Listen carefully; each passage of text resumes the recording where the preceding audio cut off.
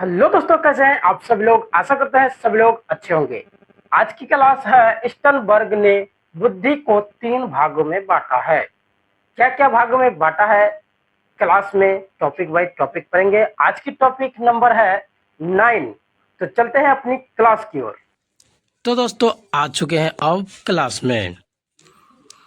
तो क्लास शुरू होने से पहले चैनल को सब्सक्राइब जरूर कर लीजिएगा और अगर फेसबुक में देख रहे हैं तो फॉलो जरूर कर लीजिएगा। तो आज की क्लास है स्टनबर्ग ने बुद्धि को 3 भागों में बांटा है। एक नंबर में है अनुभवात्मक बुद्धि यानी एक्सपीरियंशियल इंटेलिजेंस।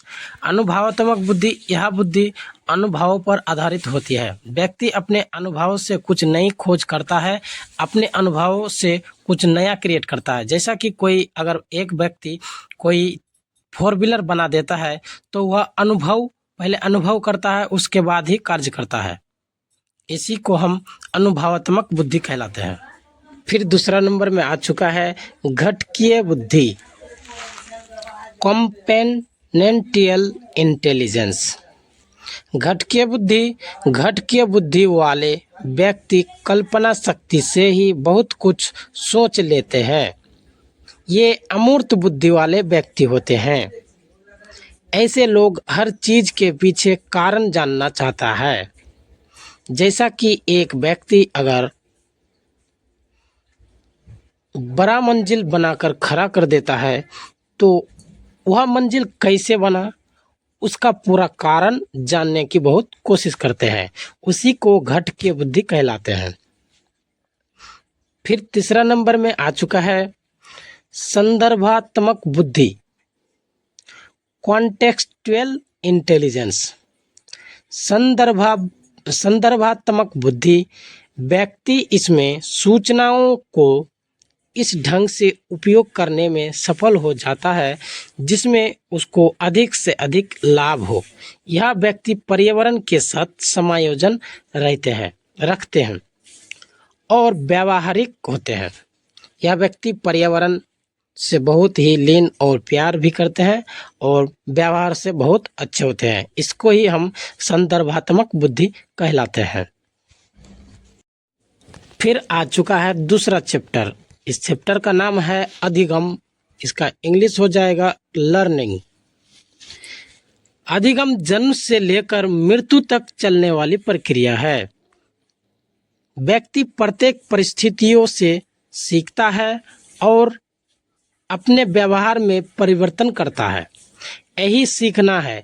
इसलिए हम कह सकते हैं कि परिस्थिति के अनुसार अपने व्यवहार में परिवर्तन लाना ही सीखना है। अधिगम का मेन मकसद यह है, अगर कोई व्यक्ति बड़े से बड़े परेशानियों को झेलते हुए वह अपने व्यवहार को परिवर्तन करता है, उसी को ही अधिगम लर्निंग कहलाते हैं। इनके कुछ इम्पोर्टेंट पॉइंट है। पॉइंट नंबर 1 में है सीखना अनुकूलन। इसका इंग्लिश हो जाएगा एडेप्टेशन की प्रक्रिया है। सीखना सार्वभौमिक यूनिवर्सल प्रक्रिया है। एकदम सही बात है, सीखना सार्वभौमिक यूनिवर्सल प्रक्रिया है। तीसरा नंबर में है सीखना व्यवहार में परिवर्तन करता है। अगर कोई व्यक्ति कुछ सीखता है तो उसको व्यवहार में एकदम जरूर परिवर्तन होता है। फिर चौथा नंबर में है सीखना एक मानसिक प्रक्रिया मेंटल प्रोसेस है। अगर कुछ सीखने के लिए मेंटल प्रोसेस नहीं उपयोग करेगा तो वह कुछ सीख नहीं पाएगा। इसलिए इसको ही सीखना एक मानसिक प्रक्रिया यानी इसका इंग्लिश दे दिया है मेंटल प्रोसेस। फिर 5 नंबर पॉइंट में दिया है स्कूल में अधिगम में परिवर्तन से सहभागिता द्वारा कौशलों और ज्ञान का अर्जन पर अधिक बल देना चाहिए। एकदम सही बात है। फिर 6वां नंबर में है सार्थक अधिगम यानी मीनिंगफुल लर्निंग में एक समस्या पर विविध तरीकों से विचार करने के लिए प्रोत्साहित इनकरेजिंग करना।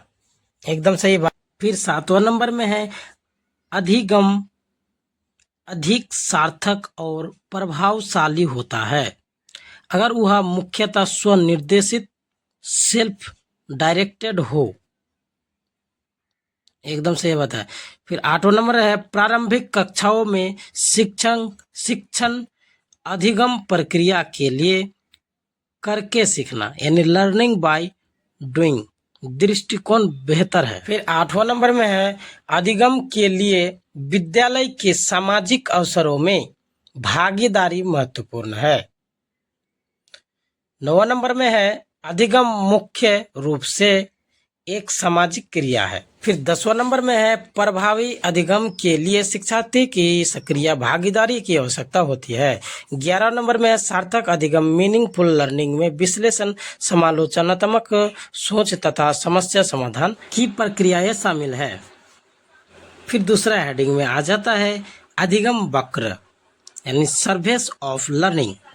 जब अधिगम की मात्रा प्रभाव क्षमता आदि को किसी माध्यम यानी ग्राफ आरेख etc से प्रदर्शित किया जाता है तो वह अधिगम वक्र कहलाता है। इसमें अधिगम की न्यूनता तथा अधिकता का शून्य स्थिति व्यक्त की जाती है। अधिगम वक्र के 4 प्रकार होते हैं। 1 नंबर में है सरल रेखीय वक्र यानी स्ट्रेट लाइन कर्व। इसमें सीखने की गति एक समान होती है।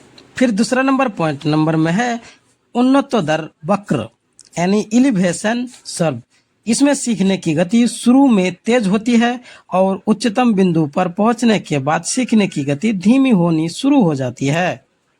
आप लोग दोनों के अंतर समझ गए होंगे। तीसरा पॉइंट आ चुका है नतोदर अधिगम वक्र यानी कॉनकेव लर्निंग कर्व। इसमें शुरू में सीखने की गति धीमी हो जाती है, उसके बाद धीरे धीरे सीखने की गति तेज होना शुरू होती है और वह उच्चतम स्तर की ओर बढ़ती है। फिर चौथा नंबर में है मिश्रित अधिगम वक्र। इसमें शुरू में अधिगम की गति तेज या धीमी और अंत में भी अधिगम की गति तेज या धीमी दोनों तरह से ही हो सकता है। यह वक्र वक्रो उन्नतोदर व नतोदर अधिगम का वक्र का मिला जुला रूप है। फिर दूसरा हेडिंग आ चुका है। दूसरा हेडिंग है अधिगम पठार इन लर्निंग प्लेट्यूए। अधिगम पठार लर्निंग प्लेट्यूए इसमें सीखने की गति रुक जाती है यानी उसमें ना तो उन्नति होती है और ना अवनति। अधिगम का पठार में अधिगम की गति 0 होती है। तो दोस्तों क्लास यहीं पर ख़त्म करते हैं। चलते हैं, बाय बाय, टाटा।